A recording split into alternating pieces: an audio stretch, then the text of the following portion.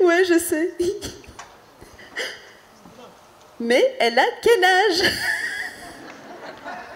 Je vous emmerde. Allez. Non, je fais jeune, je sais que je fais jeune. Mais en vérité, je fais jeune comme tous les malgaches. Et les malgaches, on est connus pour avoir des noms longs, très longs. Tellement longs, on dirait des codes Wi-Fi, c'est n'importe quoi. Une fois, j'étais assez fort avec une de mes copines et elle avait oublié sa carte client. Et la vendeuse lui fait si vous voulez, je peux vous retrouver grâce à votre nom de famille. Elle a dit je suis malgache, elle a dit ah tant pis. On a des noms longs qui commencent par Ra, mais en fait nos noms de famille ont une signification. Par exemple, ma mère s'appelle Ramanin Pisson, ce qui veut dire la personne qui aide. Ma meilleure amie s'appelle Ramalalanerina, ce qui veut dire la personne chérie et désirée. Moi, je suis allée à Madagascar, hein. C'est n'importe quoi, c'est freestyle. Du coup, je me suis dit, mais en vrai, là-bas, ils devraient tous s'appeler... Ah là là là là là là là là. Ouais. La première fois que je m'en suis rendu compte, c'est la première fois que je suis allée à l'aéroport Madagascar. La première fois que je suis allée à l'aéroport, déjà, le portique de sécurité, c'était un portique comme moi. Je passe dessous et le douanier malgache qui était sur le côté a fait avec sa bouche. Attends. En plus, j'ai un savoir où c'est Madagascar. Quand tu dis à quelqu'un que tu viens de Madagascar, dans son œil, tu vois un zoom qui traverse notre cosmos, qui zoome sur Paris, qui zoome sur une boutique bio, qui zoome sur un yaourt avec écrit dessus à la vanille de Madagascar. Donc voilà, je suis jeune, comme tous les malgaches, mais en vérité, j'ai 35 ans. Thank you. Mais je sais que je suis jeune, je suis jeune, je suis jeune. Je suis tellement jeune que mon médecin, c'est un pédiatre. Et ça fait même... j'ai 35 ans et ça fait même 20 mois que je suis une jeune maman. Voilà.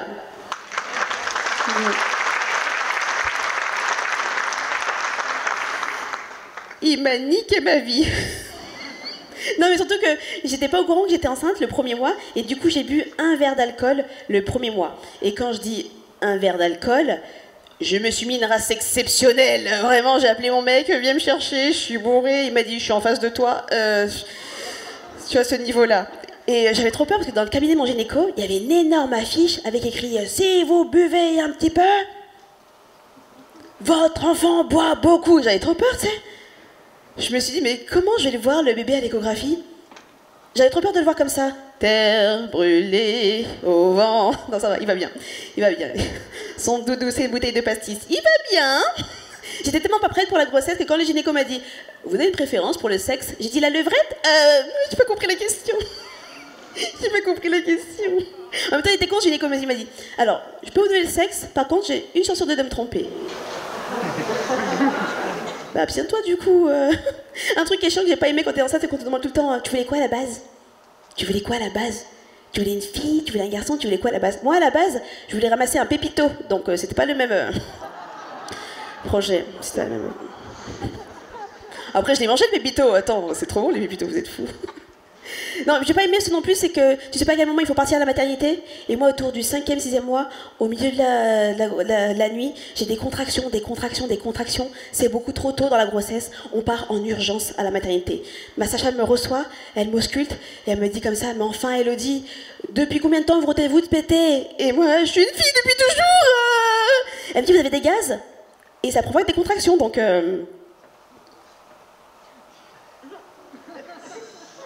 Péter quoi. Je lui dis d'accord. Tirez mon doigt. Non, c'est vrai. Non, c'est pas vrai. Non, c'est pas vrai. Elle m'a fait une ordonnance, péter. Que j'ai plastifiée, que j'utilise tous les jours. C'est une histoire vraie, hein. C'est une histoire vraie. On est vraiment parti à la maternité où j'avais des gaz. Sur le trajet du retour, dans la voiture, mon mec il faisait un peu la gueule. Hein. Enfin, ma chérie, mais... On peut pas aller à la maternité parce que tu te retiens de péter, enfin. Faut que tu danses avec moi, si t'as envie de péter, pète, je peux péter, mais bien sûr. Ne mets pas le bébé en danger pour ça. Si t'as envie de péter, pète. J'ai pété, il a fait ah. En même temps, l'odeur se déchaussé de molaire, donc je comprends.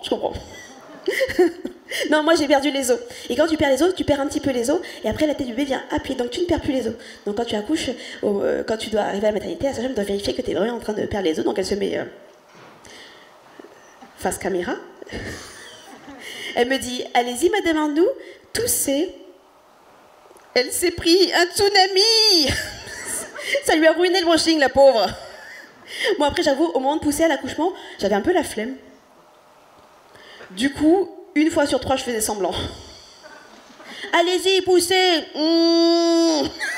Poussez. Mais tu sais, je mettais une bonne ambiance, tu vois, qui ne sort pas n'est pas bébé. Et je mettais une bonne ambiance, Après, j'avoue, les sages-femmes m'ont fait cette phase-là qu'elles adorent faire, je sais pas pourquoi elles font tout le temps ça. Elles m'ont fait, ça y est, madame Arnoux, je vois la tête, allez-y, touchez.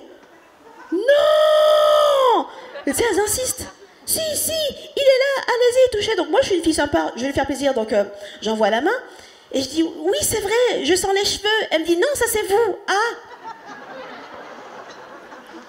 C'est pour ça qu'il y a des tresses, alors. Reggae night. Allez. Après les filles, je vous donne cette astuce si vous rigolez à votre accouchement. Si vous voulez rigoler à votre accouchement, je vous donne cette astuce-là. Faites croire à votre mec ou votre accompagnant que quand il coupe le cordon, ça vous fait mal. C'est ah, c'est marrant. Lui, il s'épanouit, mais nous, on rigole bien. Ouais, il y a un truc, vraiment, je vous le conseille. Après, mon fils est né. Et c'est le portrait craché de mon mec. Je suis dégoûtée. Chauve, blanc, petit kiki. Le même. Non, je rigole. Il a un gros kiki, mon fils. Et je suis dégoûtée parce que je le porte pendant 9 mois et je fais un mini lui. Je suis quoi, une imprimante 3D? Je suis dégoûtée. Après, je l'ai allaité, mon fils, je l'ai allaité quand même, parce que bon, c'est gratuit. Et il s'avère qu'un bébé, c'est un formidable outil anti-harcèlement de rue, vraiment. Tu as un bébé, tu n'existes plus dans la sphère publique, sauf quand t'allaites. Quand t'allaites en face de toi, t'as 2 réactions possibles, soit beaucoup trop gêné, on te regarde même pas dans les yeux, soit beaucoup trop à l'aise. Des fois, j'allaitais, en face de moi, je vous jure que c'est vrai, il y avait un mec comme ça.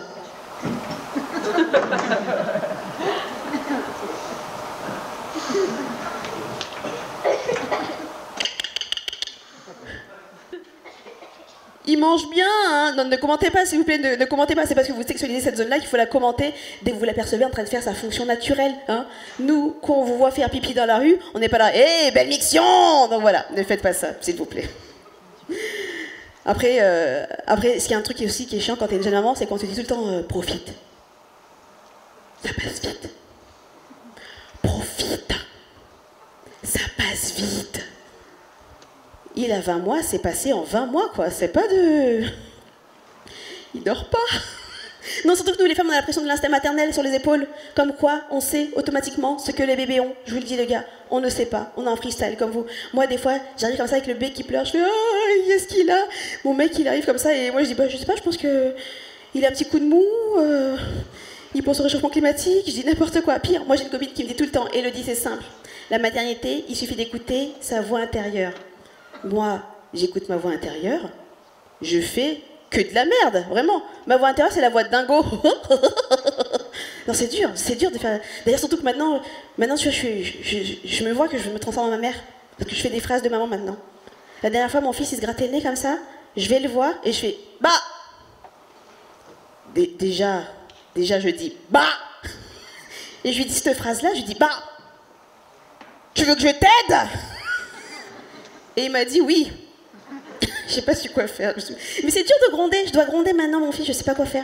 Il n'y a pas de tuto pour gronder. Il n'y a pas une vidéo YouTube que tu ouvres qui dit alors pour bien gronder ses enfants, moi j'utilise une claquette de type Fila. Tu vois, il n'y a pas de truc comme ça. C'est trop dur, on ne sait pas comment faire. Et moi j'avoue, j'essaie de me contenir. J'essaie de faire ce qu'on appelle l'éducation positive.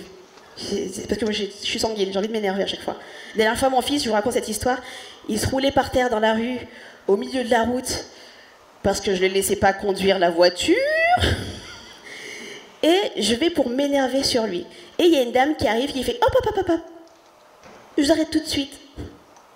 Il ne faut jamais crier sur les enfants. J'ai dit mais pourquoi? Mais parce que ça leur fait peur. J'ai dit mais je sais. C'est pour ça que je fais ça, tu vois.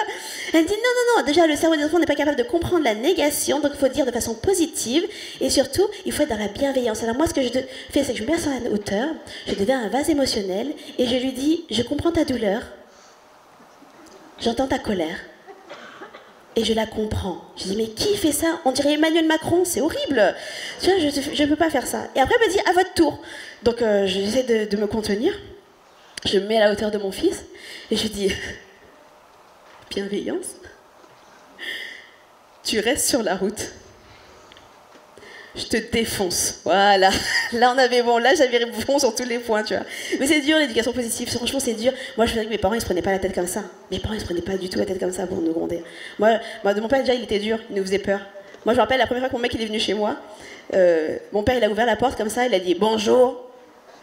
Mon mec il a paniqué, il a dit oui merci et vous. Il m'a dit, comment tu t'appelles? Il m'a dit, vous m'appelez comme vous voulez. Il a eu peur, il a eu peur. Et c'est dur, surtout que moi, il y a un truc qui est chiant, c'est que mon fils, on croit que je suis sa nounou. Que j'ai l'air d'avoir 15 ans, je suis noire, mon fils est blanc, on croit que je suis sa nounou. Du coup, je lui parle en malgache pour montrer qu'il y a une filiation. Tu sais, je lui dis, Manao, Nira, Niva, tout. Après, je parle pas malgache, donc j'invente. Mais je trouve que c'est important. Donc ouais, non, les gronder c'est dur quoi. Gronder c'est dur. Moi je me rappelle mes parents, ils se prenaient pas la tête comme ça. Ils se prenaient pas du tout la tête comme ça. Moi je me rappelle, une fois par trimestre, on recevait le bulletin. Et mon père, il venait comme ça, il attendait devant la porte. Je lui dis, waouh, papa, t'es là depuis quand? Début d'après-midi. Oh d'accord. Je lui dis, il me fait, sortez le bulletin. Il me fait, alors, 12 en français, c'est normal? Je dis, ben, mais c'était dur, je m'en suis bien sortie. Ah bon? Elle a eu combien, Julie? Ben, Julie, elle a eu 12 comme ça. Mais qui t'a dit de parler de Julie, là? Moi, je parle de toi. Moi, je m'en fous, j'ai déjà mon bac. J'ai déjà ma femme, ma voiture, sans crédit. Mais papa, je suis en CP. Mais ah, c'est ça, les enfants d'aujourd'hui, aucune ambition. Moi, à ton âge, je connaissais déjà toutes les capitales du monde. Quelle est la capitale de la Pologne? Je lui dis Varsovie. Ah, donc tu me réponds. Et ma mère à côté, elle était là. Elle répond toujours celle-là. Tu sais, elle était toujours dans le coin en train de plier des serviettes et elle répondait toujours. Parce que oui, mes parents, ils me comptaient toujours en duo. Et ma mère, elle servait à rien à part à m'enfoncer. C'était horrible. C'est-à-dire que mon père, il arrivait comme ça. Combien de fois je vous ai dit d'étudier? Ma mère, plein de fois. C'est normal, elle est comme ça? C'est pas normal. Tu sais, moi, je paniquais. Je dis, mais papa, maman, qu'est-ce que tu fais là?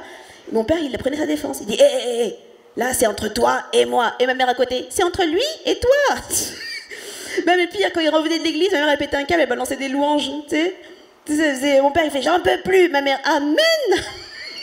Des fois, même, elle parlait même pas, elle balançait juste des C'était n'importe quoi. Mais c'est dur d'être une femme. C'est dur d'être une mère, c'est dur d'être une femme. Hein. Moi, j'aimerais être une femme, tu vois. Une vraie femme, j'entends. Une vraie femme. C'est pas une femme comme moi qui va faire je vais faire pipi avec toutes mes copines, non.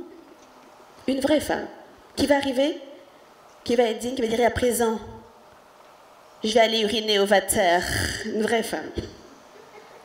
Pas une femme comme moi qui va bouder quand elle est vexée, qui va dire non c'est bon, j'ai plus envie de te parler, non vas-y meurs. Non, une vraie femme qui va arriver, qui va être digne, qui va dire écoute, hier soir tu m'as blessée. Je souhaite qu'on en parle de façon rationnelle, autour d'un verre de chardonnay. Mais avant, je vais faire pipi. Tu vois, une vraie femme. D'ailleurs, messieurs, sachez que quand une femme boude et qu'elle a arrêté de parler, c'est pas parce qu'elle a arrêté de parler qu'elle a vraiment arrêté de parler. Dans sa tête, il y a une voix qui continue de dire non, je fais n'importe quoi. Il aurait pu dire on refait toute la conversation et on gagne.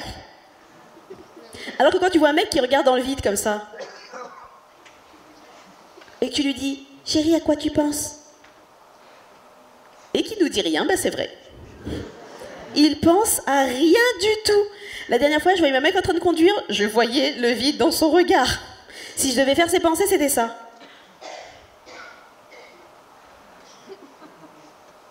Voiture. Voiture. Camion. Oh, elle a des gros nénés, elle. Voilà. Il ne pense à rien. Non, je suis mauvaise foi. C'est bien un moment où, messieurs, vous pensez à quelque chose quand vous êtes en voiture, c'est quand quelqu'un vous fait une queue de poisson. Alors là, je sais pas ce qui se passe, vous pétez les plombs, vous donnez tout ce que vous avez pour pouvoir rattraper le malotru. Chérie, on doit mourir, mais il faut que je le punisse. Vous donnez tout ce que vous avez pour pouvoir redépasser l'individu afin de, oulala, vengeance extrême, le regarder méchamment. Oh là là, les sourcils en V. Et après, vous êtes hyper fiers de vous de là. Il a eu ce qu'il méritait. Voiture. Ils s'en foutent, les garçons, ils s'en foutent. Mais les mecs, ils ont la pression, les mecs. Vous vous rendez pas compte, les mecs, ils ont la pression. Ils ont le dominant, le mal alpha, le bagarreur, le bricoleur, d'avoir des cheveux, hein. Non, sérieux, on n'a jamais vu une femme faire toute une chevelure avec un seul cheveu comme ça. Glace italienne. Mais malgré ça, moi je préfère être une fille.